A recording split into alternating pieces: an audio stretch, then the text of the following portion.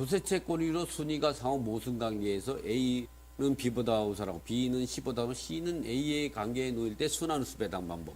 좀 전에 했던 부분들은 이제 가압류와 근저당이 동순이고 근저당은 공과금보다 우선하고 공과금은 그 가압류 채권을 우선하기 때문에 그 가볍게 우리가 순환을 돌려봤지만 이번에 같은 경우는 조세채권으로 인해서 순위가 상호 모순 관계에서 A는 B와 동순이고 B는 C와 보다 우선하고 C는 A보다 우선한 관계에 놓을 때 순환수 배당 방법 같은 경우는 또 심화 학습하는 거다. 그리고 그 다음에 세 번째 들어갈 것은 뭐 이제 볼 거는 A는 B보다 우선하고 B는 C보다 우선하고 C는 A보다 우선하는 순환 흡수 배당으로 해서 서로 물고 물리는 관계에서 딱히 어느 한 사람이 우선하지 않는 서로 간에 물고 물리는 그런 관계에 있을 때에 배당하는 방법까지 이제 알아볼 것입니다. 그래서 오늘 이제 그 시청자 여러분은 좀 어려우시더라도 이 부분은 꼭 경매나 공매를 한다 또는 MPL로 채권을 산다 이 벽을 항상 넓어야 됩니다. 기본적으로. 자, 이번에 한번 좀 보시죠.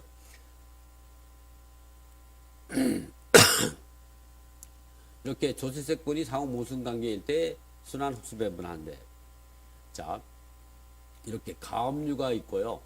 그 다음에 근저당이 있고 병조세채권이 있습니다. 근저당보다 법정기일이 늦은 조세채권이죠.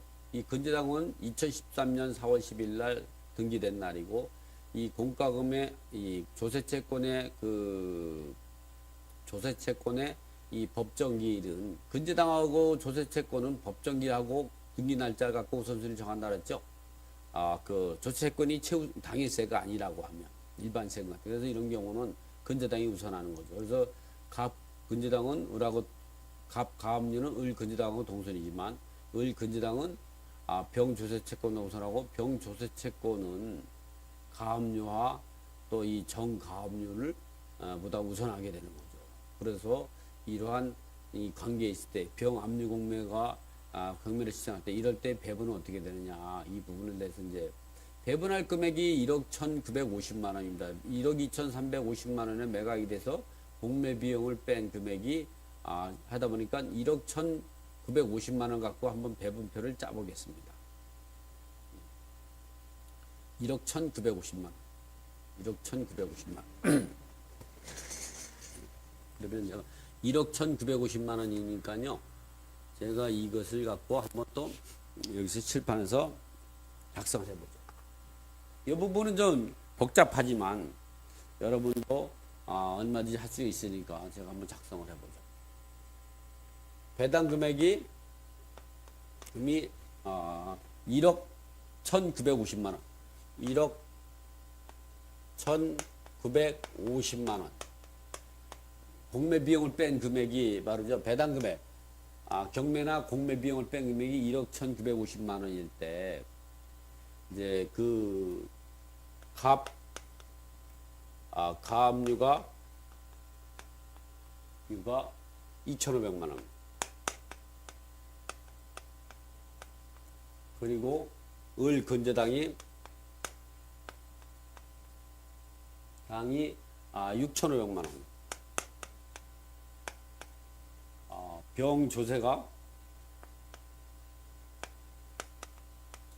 병조세가 세금이 일반 세금으로 당일세가 아닌 일반 세금으로 일반 세금으로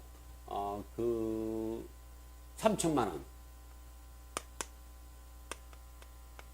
그리고 조세 이후에 정의 가압류했습니다. 정의 가압류 해가지고 가압류 채권이 얼마냐?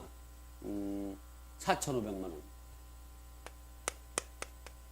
이런 관계에서 배당 금액 1억 1,950만 원을 갖고 배당을 하는 거죠. 그런데 보면 이 가압류 채권 같은 경우는 을 근저당하고 동순이 왜 된다고요? 이 가압류의 처분금지 효력 때문에 동순이가 된다 그랬죠. 을 근저당은 그러나 가압류는 병조세하고는 후순위가 됩니다. 그러나 가압류는 정가압류하고 동순위가 되죠.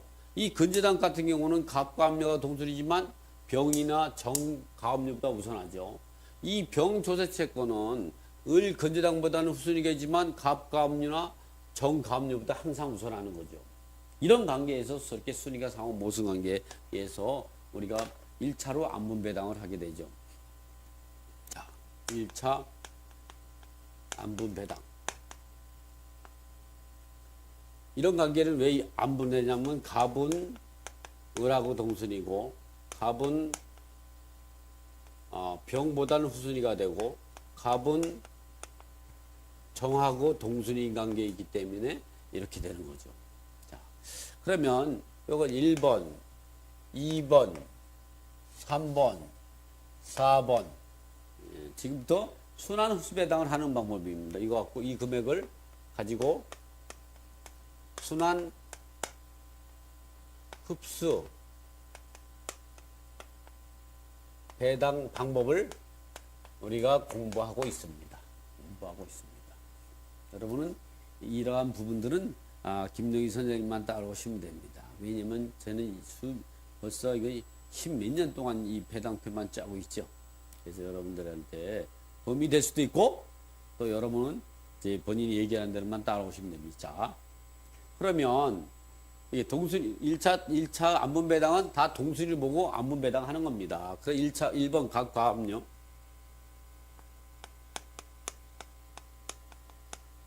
각과압류는 배당 금액이 1억 1,950만 원 곱하기 전체 이체권액은 2,500 하니까 9천만 원이죠. 그리고 1억 2천 그리고 1억 2천에서 4,500 1억 6,500이네요. 1억 6,500만 원 1억 6,500만 원이 바로 이제 그 1억 6,500만 원이죠.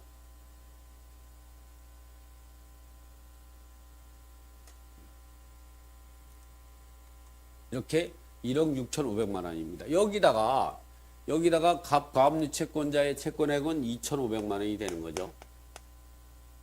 그리고 두 번째 같은 경우는 을 건재당 같은 경우는 당은 1억 1,950만 원을 갖다가 1억 6,500분의 6,500만 원이 되는 거죠.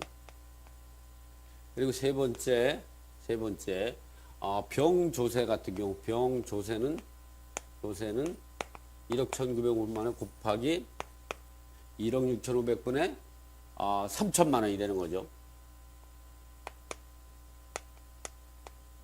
그 다음에 네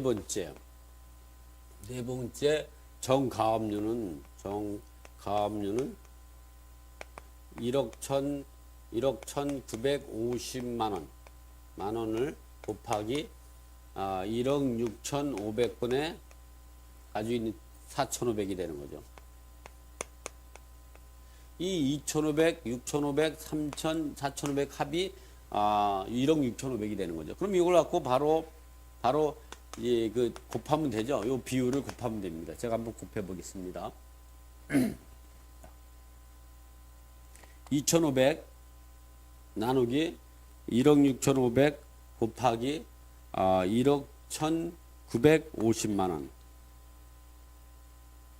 하면 요거는 1,800 106, 060 60.60 소점이 나오네요.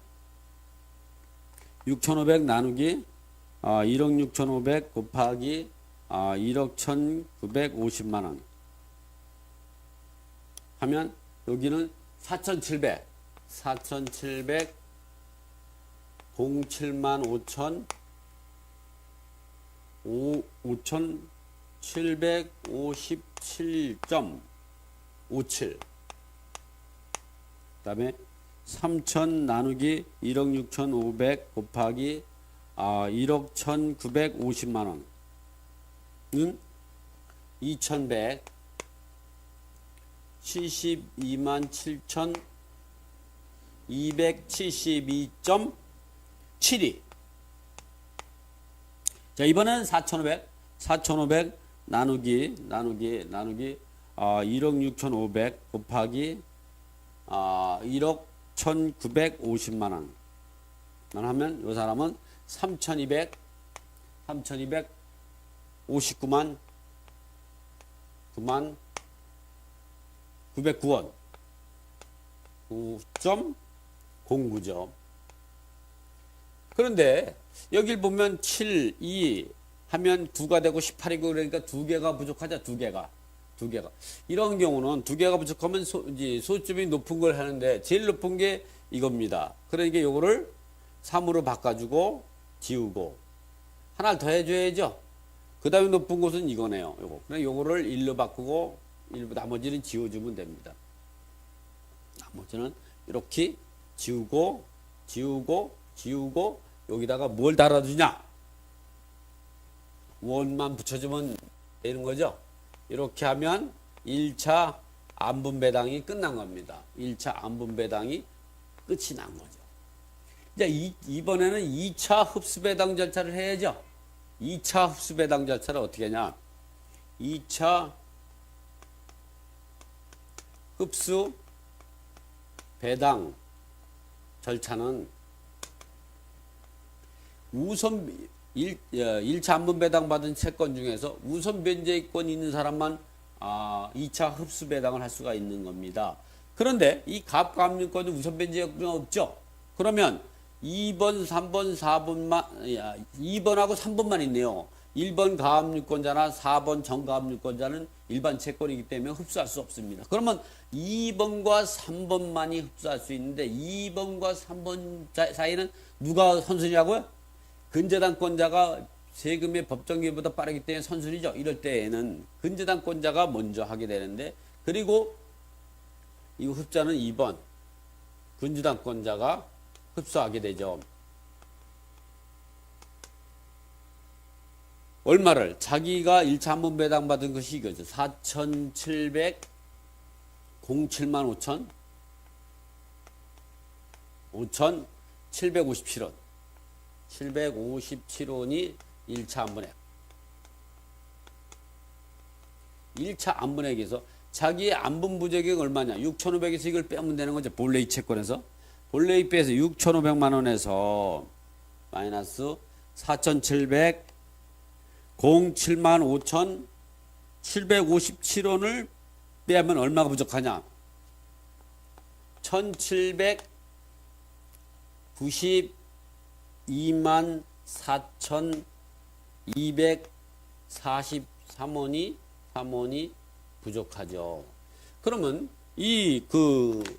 을 근저당권자가 흡수할 수 있는 사람은 이 갑과압류권자는 동순위께 흡수할 수 없고 3번과 4번이 있습니다. 그 중에 3번은 소세고 4번은 일반 채권이기 때문에 이 중에서 제일 여러한 채권은 정가압류이기 때문에 정으로 흡수하고 여기서 부족하면 병세금을 흡수하는 절차로 진행하게 되는 겁니다. 그러면 여기서 정가압류 채권을 흡수해 보면 얼마냐?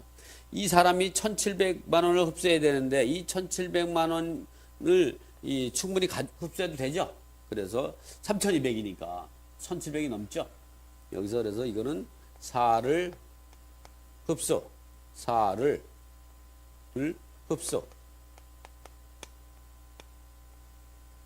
그래서 이 사람은 얼마냐? 계산해 보면 이거랑 합치면 당연히 6,500이 되겠죠. 계산 안 해도 6,500으로 만족을 보는 거. 채권 전부 가지고 오게 되는 거지. 선순위 을근저당권 때문에 그렇습니다. 이런 경우는 선순위 갑과압류 때문에 동순위 안분배당 받았지만 그 2차 흡수배당에서 3번과 4를 흡수하기 때문에 이 2번 을근저당권자는 채권액을 전부 흡수하게 된 거죠.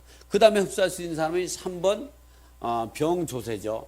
상병 세금이죠. 세금은 얼마를 했냐면 1차 안분배당 받은 것이 2,100 727,727,273원 273입니다. 273원이 되고 요것이 1차 안분액이죠. 1차 안분액. 1차 안분액인데 자기보다 선순위 채권자한테 1,700 흡수당한 게 없죠. 이 사람은 이제 흡수당하지 않았으니까 흡수당한 것은 이렇게 자기보다 선순위하게 뺏긴 것은 0원이 되죠. 0원이 됐죠. 그래서 이제 이 사람은 흡수당할 게 누구냐? 원래는 이 2가 부족했다면 이 흡수 당함 이렇게 해야 되는데 흡수당한 것이 없죠. 그래서 영원히 흡수당한 거지. 이렇게 이런 식으로 여러분이 이렇게 적어놓고 하면 이 순환흡수 배당을 할 때 더 유익하게 되죠. 그 다음에 자기보다 후순위 채권자한테 얼마를 흡수했느냐. 자기 채권이 3천인데 2,100밖에 못했으니까 부족액이 3천만 원에서 안분 부족액이 21727 273을 빼면 얼마 부족하냐 하면 827만 2천 827만 2천 727원 27원을 자기보다 여루한 사람, 자기한테 여루한 사람은 두 사람이 있죠. 1번과 4번입니다. 이 중에서 제일 여루한, 왜 그냐면 이 을근저당권자보다 후순인 병조세 채권자 같은 경우는 이 을과 동순인 갑과 합류도 흡수할 수 있지만 이 갑과 합류가 을과 동순인 관계에 있고 이 병조세 채권은 을보다 후순인 관계에 있고 또 이 정가압류도 을근저당보다 후순인 관계에 있기 때문에 상대적으로 갑가압류권자보다 이 정가압류권자가 흡수합니다. 그래서 배당에서는 제일 여루한 사람, 제일 후순한 표현은 안 쓰죠. 제일 여루한 정가압류를 흡수하죠. 상대적으로 여루하죠. 이 정가압류는 이 동순위 관계에 있는 이 을근저당보다 후순위 관계에 있고 또 이 을근저당은 갑가압류와 동순위 관계에 있고 그래서 이 정병조세가 흡수할 때는 이 정을 흡수하고 부족하다면 이 갑과 압류를 흡수하는 순서대로 진행해야 된다. 그래서 보니까 820 요걸 흡수하더라도 여기에는 그 갑과 압류 채권자 같은 여기 이 정가압류권자가 3,259만 원인데 여기 그 을 건재당권대 1,800 정도 흡수당하고 했으니까 뭐 요 800만 원 해봐야 한 2천 뭐 몇백 대니까 돈이 많이 남죠. 그래서 여기서 종결이 됩니다. 여기서 해가지고 조세채권은 3천만 원으로 만족을 보는 거죠. 종결. 그리고 이 갑가압류권자는 더 이상 흡수할 수 없기 때문에 그대로 종결이 됩니다. 요걸 그대로 밑으로 정리만 해주면 되는 거죠. 여기다가 이렇게 1번 갑가압류는 그대로 어떻게 거기서 1800 106,061 그대로 종결되는 거죠. 그러나 여기다가 그 다음 맨 밑에 4번 이 정가압류 같은 경우는요. 정가압류 같은 경우는 제가 위에다가 기재 정가압류 같은 경우는 어떻게 해야 되느냐. 정가압류 같은 경우는 여기다가 적어도 되겠네. 정가압류. 요 4번의 정가압류는 여기다가 정리해봐요. 4번의 정가압류는 1차 한반등 배당 것이 3,259만 909원 1차 한번에 여기서 마이너스 얼마냐? 요 1,700을 흡수당했죠? 1,792만 4,243원 요거를 2에 흡수당함. 또 누구한테 흡수당했냐? 이 병조세한테 요걸 흡수당했죠? 827만 2,727원을 3번에게 흡수당함. 그래서 이 정가압류는 채권이 얼마냐? 3,259만 909원 마이너스 1,792만 4,243원 마이너스 8272 하면 이 사람은 639만 3,939원으로 종결되는 거죠. 그래서 이 갑 배당을 보면 근저당권 같은 경우는 6,500 전부 만족을 받습니다. 6,500. 그리고 병세금도 채권 전부 3,000을 만족을 받죠. 그리고 갑가압류는 흡수할 사람이 없기 때문에 1,800을 다 그대로 유지했고요. 그러면 정가압류는 을과 병한테 흡수된 걸 빼고 나서 639만 3,939번으로 종결돼.